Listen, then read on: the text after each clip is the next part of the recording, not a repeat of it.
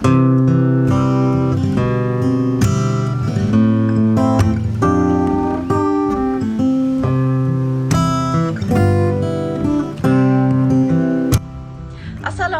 warahmatullahi wabarakatuh dan salam sejahtera. Nama diberi Syahirunisa binti Zainal, pelajar Part 4 AM110 Universiti Teknologi MARA UiTM, dan saya bertugas sebagai ketua program.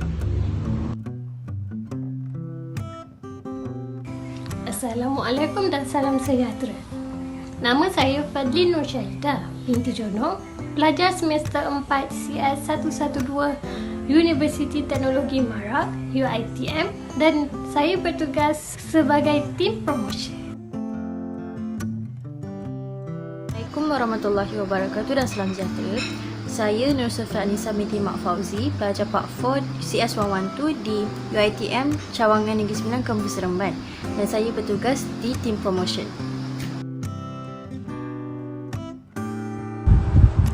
Assalamualaikum dan salam sejahtera. Nama saya Naziha binti Nazri, pelajar Part 4 AM110 Universiti Teknologi MARA Seremban 3, dan saya bertugas di dalam tim promotion. Assalamualaikum warahmatullahi wabarakatuh dan salam sejahtera. Saya Faizah Jafari, pelajar Part 4 CS112 UiTM Kampus Seremban 3, dan saya bertugas dalam tim promotion. Assalamualaikum dan salam sejahtera. Nama saya Rabiatul Adawiyah binti Saadun dan saya pelajar Part 4 AM110 di Universiti Teknologi MARA UiTM, dan saya bertugas dalam tim editor. Assalamualaikum warahmatullahi wabarakatuh dan selamat sejahtera. Nama saya Muhammad Iman bin Sarir, pelajar Part 4 AM110 Universiti Teknologi MARA UiTM Negeri Sembilan. Saya bertugas di dalam tim editor. Assalamualaikum dan salam sejahtera diucapkan kepada semua. Izinkan saya berpantun bagi memulakan program yang diberi nama Sembang Ejen pada waktu dan ketika ini. Bunga melati tumbuh melata, sayang merbah di pohon cemara. Assalamualaikum mulanya kata, saya sembah pembuka bicara. Ingin rasa memakan kari, kari cendawan batang keladi. Girang rasa tidak terperi, bertemu tuan yang baik budi. Mencari timba si anak dara di bawah sarang burung tempua. Salam sembah pembuka bicara, selamat datang untuk semua. Hadirin dan hadirat yang dihormati, setinggi-tinggi kesyukuran kepada Tuhan kerana dengan limpah kasihnya dapat kita bersama-sama dalam program Sembang Ejen di bawah anjuran Sulam yang diinisiatifkan oleh Universiti Teknologi MARA UiTM pada saat ini. Saya Syahirunisa binti Zainal selaku ketua program mengalu-alukan kedatangan tuan-tuan dan puan-puan serta hadirin hadirat sekalian untuk bersama-sama meluangkan waktu bagi menonton video yang telah kami sediakan khas untuk anda sehingga ke minit akhir nanti. Sekalong penghargaan dan ucapan terima kasih kepada Ketua Penasihat kami, Puan Nur Aisyah binti Idris, kerana menjadi tunggak utama bagi kami untuk melaksanakan program ini dengan jayanya.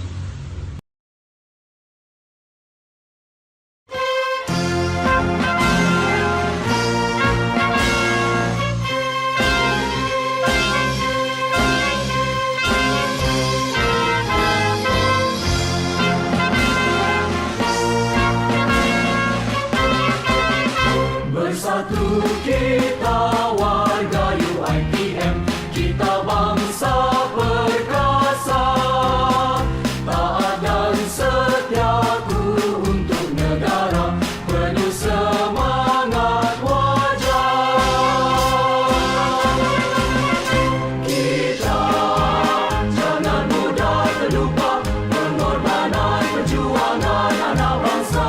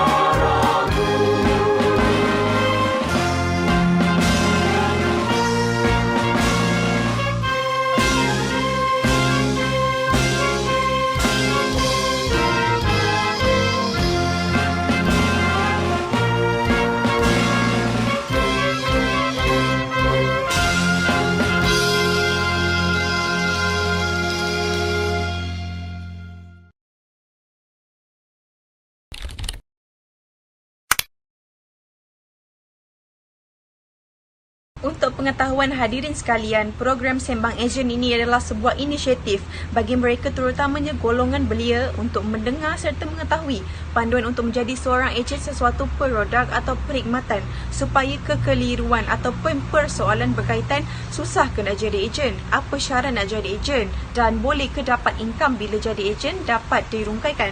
Tanpa melengahkan masa, bersama saya sebagai pembuka gelanggang anda akan menerangkan apakah itu ejen serta isi-isi yang bakal dikupas oleh ahli-ahli seterusnya. Memulakan penerangan ini, saya akan menerangkan serba sedikit mengenai ejen. Jadi ejen ini adalah seseorang yang telah mendaftar di bawah syarikat ataupun HQ seperti contoh yang hangat diperkatakan sekarang, syarikat produk skincare, makanan, minuman, pakaian dan juga barangan kosmetik. Dan juga mereka ini bertugas sebagai menjual produk atas nama syarikat tersebut. Dan ejen ini adalah di bawah kendalian atau jagaan secara langsung oleh HQ ataupun stokis yang berhampiran. Yang bertanya macam mana nak dapatkan sumber produk itu ataupun nak installkan produk itu.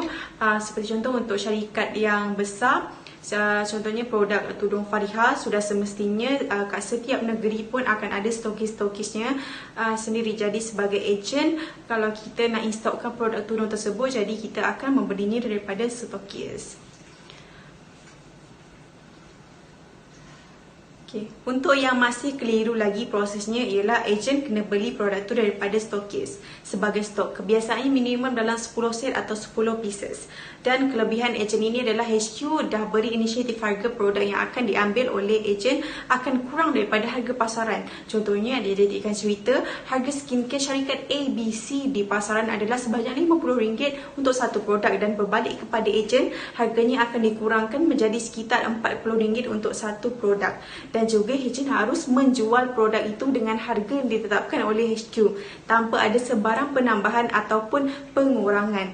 Maka dari itu modal yang akan dikeluarkan oleh ejen menjadi kecil dan income ataupun pulangan balik yang akan diperolehi oleh ejen tersebut adalah daripada potongan yang diberikan oleh HQ. Maka jika harga pasaran RM50 dan HQ beri kita RM40, jadi pulangan kita ada sebanyak RM10 atau lebih bergantung kepada HQ. Seterusnya, sedikit penambahan ejen ini perlu menyimpan stok barangan atau produk itu berlainan dengan dropship yang tidak perlu menyimpan produk, dan juga sistem postage ataupun COD harus diguna pakai. Jadi untuk ejen, mereka dibenarkan juga untuk mencari dropship masing-masing. Saya akan menerangkan apa syarat-syarat untuk menjadi ejen. Okey, yang pertama, untuk jadi ejen, pertama kita kena ada akal yang waras. Maksudnya otak kita ni betul lah. Maksudnya kita boleh berfikir bila kita membuat sesuatu perkara atau benda tersebut. Kalau kita gila memang dah tak boleh buat apa lah. Kalau kita gila, which is gila tu memang 24 jam kita gila, memang tak boleh jadi ejen. Tapi kalau korang ada penyakit gila, maksud dia macam ada waktu-waktu tertentu daripada jam 1 petang sampai jam 3 petang, memang otak korang memang tak boleh brain. Maksudnya otak korang ni macam memang tak betul lah. Mungkin ada penyakit ke, memang waktu-waktu macam tu memang korang tak betul. Waktu macam tu korang memang tak boleh jadi ejen. Tapi lepas daripada pukul 3 tu, mungkin lepas tu korang dah sembuh. Bila dah sembuh, korang boleh jadi ejen. Gila ni maksudnya kalau korang memang 24 jam gila, memang korang tak boleh jadi ejen. Yang kedua, kena mencapai umur majoriti, which is umur tu kena 18 ke atas. Nanti orang akan tanya, habis tu bang, abang, habis tu prof. Kalau saya umur saya masa sekolah menengah boleh ke? Macam saya sekolah menengah, saya nak jadi ejen. Okay, umur sekolah menengah 13, 14, 15, 16, 17. Korang boleh jadi ejen, tapi korang kena dapat kebenaran daripada ibu bapa. Ibu bapa korang kena buat surat untuk mengesahkan yang korang ni memang boleh lah. Macam dalam bentuk surat ke untuk membuktikan. Lepas dah settle dua benda tu, macam mana nak daftar bang? Ada ke tempat dia? Okey, nak daftar sekarang senang je. Sekarang banyak diorang dia buka peluang kepada siapa saja untuk jadi ejen. Dekat Instagram ada, dekat Facebook ada. Korang kena rajin cari. Macam kawan saya, diorang ada buat jual Al-Quran. Diorang ada ajak saya tapi saya tak nak. Kebanyakannya selalu daftar dekat founder produk tu. Contoh macam saya nak jual Chocoja kan, saya kena pergi dekat founder tu atau HQ dia. Cara untuk berdaftar macam mana bang?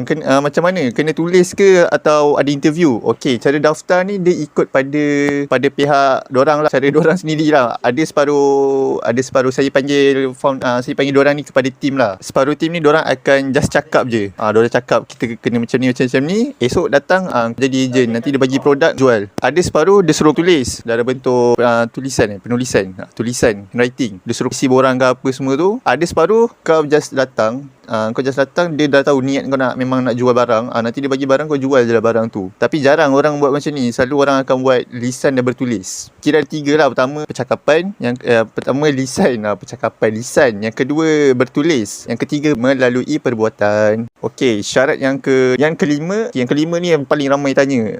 Kena ada modal ke bang? Modal ni dia depends pada tim tersebut. Ada separuh founder, dorang memang dia tak suruh kita keluar duit. Dia just bagi barang, kau jual je produk ni. Kalau laku, kita dapatlah komisen tersebut. Ada separuh founder atau team pula, diorang suruh kita beli barang ni dengan harga yang rendah, lepas tu kita jual lah dengan harga yang tinggi untuk dapat keuntungan. So depends pada team tersebut lah. Itu sajalah daripada saya. Saya harap semua faham lah. Maaf kalau ada terkasar atau tersilap cakap, atau mungkin saya lari daripada fakta. Sebab saya dah research lah benda-benda ni. Kalau salah, minta maaf. Saya minta maaf. Sekian, terima kasih. Assalamualaikum. Saya Fadli Nur Syahidah binti Jono akan menerangkan mengenai cara menguruskan wang sebagai ejen. Apa itu pengurusan kewangan? Kewangan sebenarnya adalah suatu seni dan sains mengurus wang. Mengurus wang pula melibatkan penggunaan pelbagai teori ekonomi dan maklumat-maklumat perakaunan bagi mencapai matlamat firma atau individu. Saya akan menceritakan sedikit pengenalan bagi konsep pengurusan kewangan. Pada zaman dahulu kala, kita dapat menukarkan batu-batu yang cantik dan berseni seperti nilam dan zamrud dengan barang-barang yang diperlukan. Selepas itu, muncul pula zaman yang lebih maju di mana manusia menggunakan cengkerang-cengkerang siput sebagai medium pertukaran. Akhirnya, zaman yang lebih maju melahirkan mata wang yang diterima umum dalam bentuk logam seperti wang shilling dan juga wang kertas sebagaimana yang ada pada hari ini. Melangkah setapak lagi ke hadapan, manusia mula menggunakan kad-kad pintar sebagai pengganti kepada wang yang bersifat fizikal. Evolusi ini juga melahirkan beberapa cabang ilmu sains sosial yang sangat berguna dalam kehidupan manusia sehingga ke hari ini seperti ilmu perakaunan, ekonomi, kewangan dan matematik. Pelbagai cara yang dapat kita gunakan untuk menguruskan wang perniagaan. Saya, Fadli Nur Syahidah, akan menerangkan 3 daripadanya, iaitu yang pertama, mengasingkan wang perniagaan dan wang peribadi. Kedua, membuat bajet. Dan yang ketiga dan juga terakhir daripada saya ialah mengurangkan kos perbelanjaan dan meningkatkan pendapatan. Mari kita mulakan dengan yang pertama, iaitu mengasingkan wang perniagaan dan wang peribadi. Penggabungan wang peribadi dan wang perniagaan boleh menghasilkan rekod yang tidak teratur.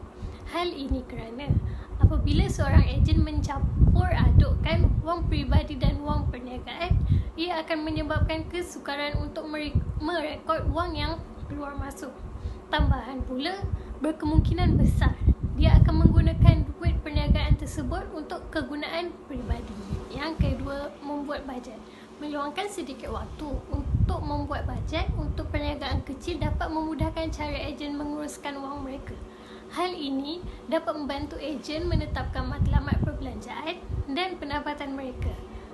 Apabila seorang ejen mencatat dan merekod wang yang dibelanjakan, ia dapat membantu menguruskan wang perbelanjaan dengan lebih mudah.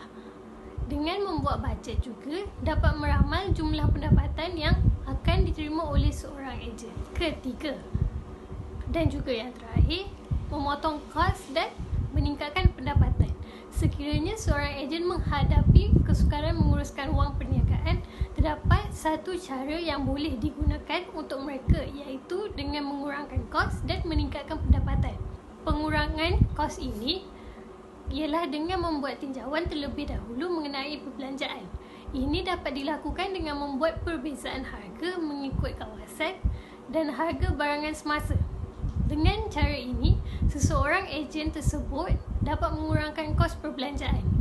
Manakala untuk meningkatkan pendapatan pula, ejen boleh menawarkan potongan harga, mempromosikan produk di setiap platform media sosial serta melanggan pengiklanan berbayar. Sekian sahaja daripada saya. Terima kasih. Seperti yang kita sedia maklum, terdapat banyak kelebihan apabila kita menjadi ejen. Yang pertama iaitu tanpa modal besar. Bisnes ejen boleh dijalankan walaupun tanpa mengeluarkan modal yang besar ataupun tanpa apa-apa modal. Penjual boleh menjual produk secara online melalui media sosial seperti Twitter, Facebook, Instagram, website peribadi, blog atau melalui aplikasi messenger pada smartphone seperti WhatsApp, WeChat ataupun melalui forum dan website jual beli online seperti lelong.com.my atau mudah.my ataupun Kaskus bagi Indonesia. Yang kedua, bekerja dari rumah. Bisnes ejen boleh dibuat dari rumah atau di mana-mana sahaja asalkan mempunyai line internet dan juga gadget seperti notebook, tablet atau smartphone.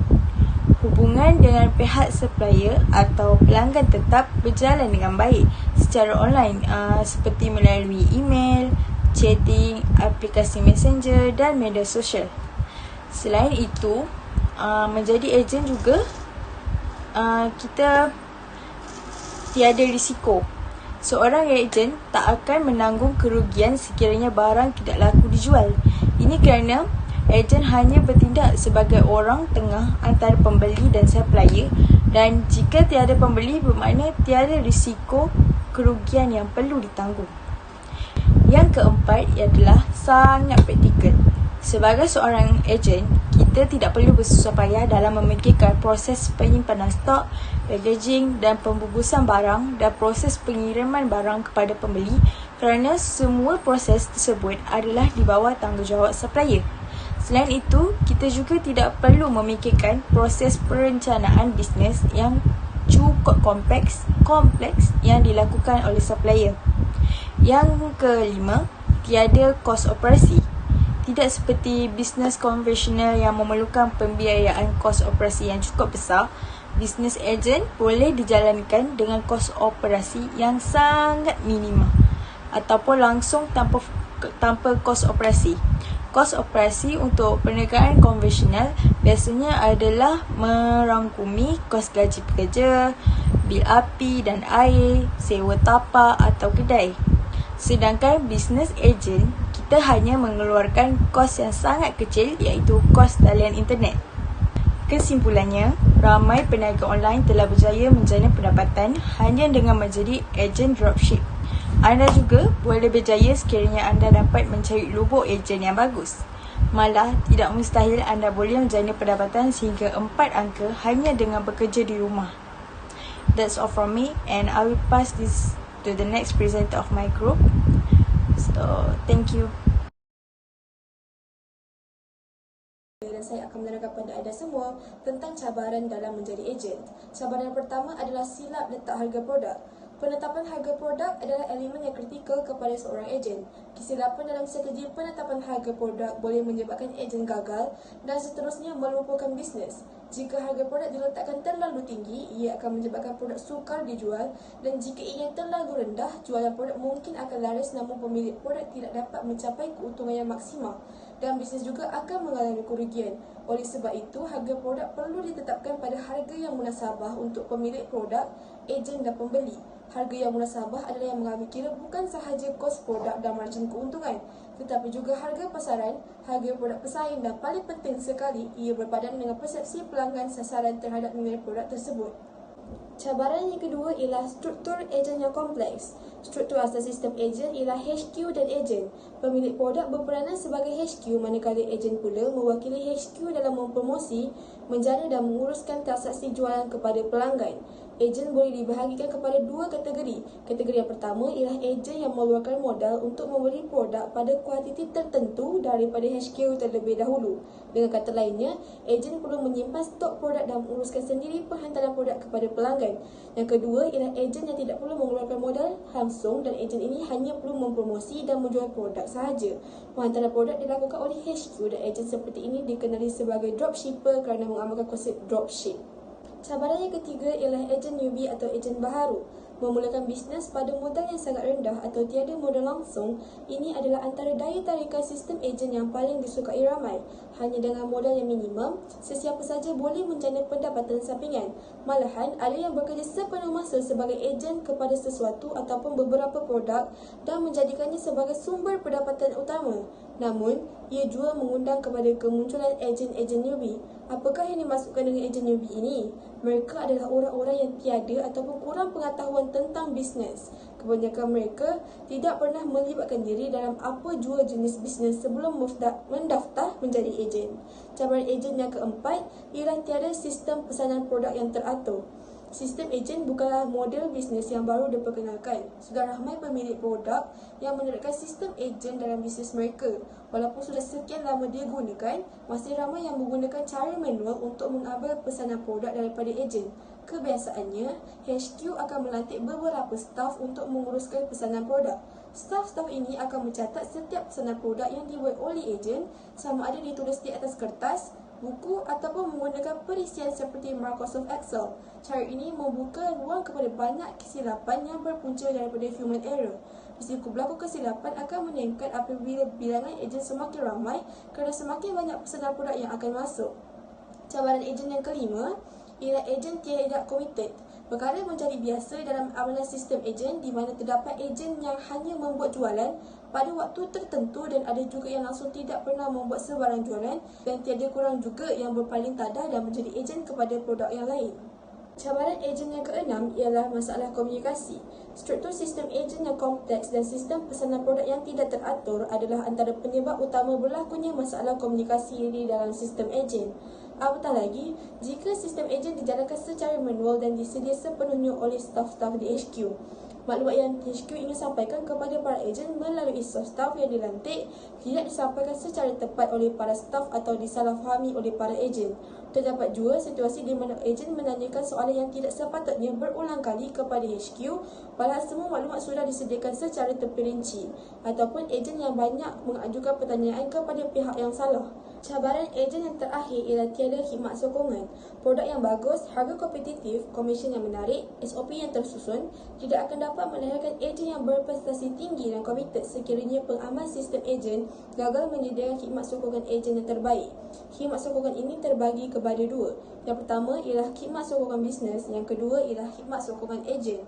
Kedua-duanya saling berkait rapat dan mempengaruhi keberkesanan sistem ejen dan seterusnya perjalanan sesuatu bisnes, sama ada terus maju ataupun merundung. Kegagalan memberi khidmat sokongan dalam sistem ejen boleh membuatkan ejen hilang minat dan tiada motivasi untuk terus melakukan aktiviti promosi dan jualan produk.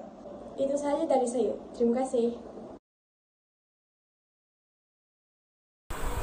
Assalamualaikum warahmatullahi wabarakatuh dan hai, apa khabar? Saya Nurfaiza Jafari akan berkongsi mengenai tips-tips untuk menjadi ejen jualan. Okey, tips yang pertama ialah jual produk ataupun servis melalui Facebook Live. Okey, sebelum anda buat live, pastikan anda kaji dahulu apa yang perlu dikatakan. Okey, sebabnya anda kena present produk jualan anda dekat depan pelanggan ya. Anggap macam pelanggan anda tu macam VIP kan. Okey, so mestilah kena ada strategi sikit macam mana nak tarik perhatian diorang ni sewaktu buat live. Okey, kenalah ada planning supaya seminar anda berjalan dengan lancar dan dapat hasil yang diinginkan. Okey, bila presentation live korang gempak secara tak langsung lah kan, dia akan mendatangkan good impression kepada para pelanggan anda. Okey, baiklah, tips yang kedua ialah fahami pelanggan anda, iaitu dengan meletakkan diri anda sebagai pelanggan. Okey, ni cara yang sangatlah berkesan kalau anda nak uji strategi pemasaran anda. Kita susah pun sebab semua orang pernah jadi pelanggan kan. Jadi gunakan pengalaman tersebut untuk tingkatkan keuntungan jualan anda. Okey, pelanggan ni dia ada yang senang, dan dia ada juga yang cerewet. So, kenalah kreatif, fikir point of view anda sebagai pelanggan. Okey, tips yang ketiga ialah gunakan kisahnya sebagai platform branding. Okey, kenapa Instagram? Sebabnya lah kan, Instagram ni dia ada berbilion pengguna dan keep counting. Okey, itu bersamaan dengan jumlah target customer anda. Okey, lagi satu, dia ni sangatlah senang untuk digunakan dan dia juga sangatlah membantu dari segi visual. Tapi dengan syarat posting dan juga caption anda perlulah menarik. Okay, sebab siapa je yang tak suka benda menarik kan?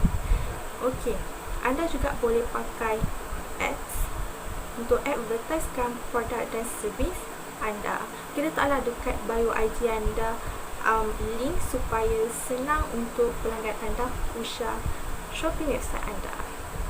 Okey, ataupun kalau nak pakai IGTV pun boleh ni kalau anda nak promotekan dalam bentuk video ataupun jawab Q&A daripada pelanggan anda. Okey, nak pakai IG live pun boleh, tak ada masalah. Okey, baiklah. Tips yang keempat pula ialah gunakan konten marketing untuk jual secara sosial. Okey, dalam dunia marketing ni dia ada hard sell dan dia ada juga soft sell. Okey, apa tu soft sell? Okey, senang ceritalah kan. Dia ni cara marketing yang gunakan cara yang lebih casual, friendly dan juga indirect. Okey, hard sell tu sebaliknya lah kan. Okey, kenapa guna soft sell? Okey, sebabnya dia akan membantu anda untuk membina relationship dengan pelanggan anda. Okey, pernah tak anda tak beli barang dalam online shopping cart? Okey, lepas tu seller tu hantar email ataupun DM anda tanya ada masalah ke tak? Ataupun kan dia offer advice. Okey, itulah antara contoh soft sell. Okey, sebenarnya diharapnya agar tips-tips yang telah saya kongsikan tadi dapat membantu anda dalam menjadi ejen. Okey, lelong selagi boleh. Okey, baiklah, itu sahaja dari saya. Sekian dan terima kasih sebab mendengar.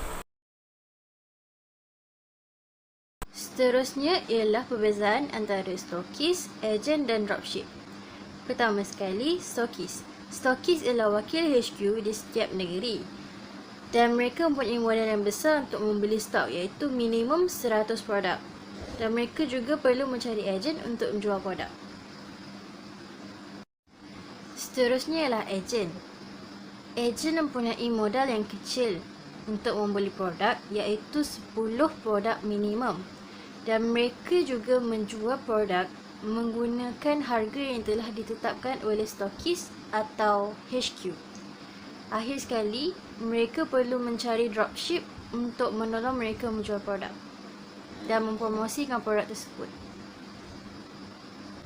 Akhir sekali ialah dropship. Dropship tidak perlukan modal dan juga tidak perlukan menyimpan barang. Mereka hanya perlu promote dan mengambil tempahan produk tersebut.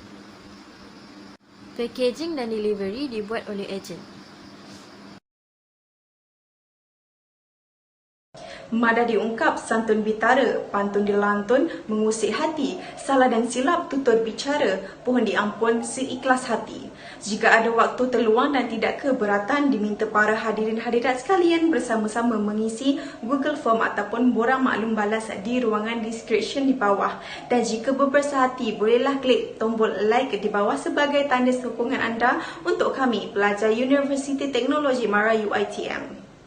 Ribuan terima kasih diucapkan kepada semua ada silap tutur kata semasa program ini berlangsung. Harap dapat dimaafkan kerana sesungguhnya yang baik datangnya daripada Allah Subhanahu Wa Taala dan yang kurang datangnya dari diri kita sendiri.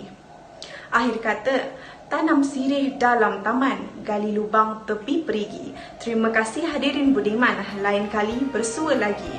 Assalamualaikum dan selamat jalan.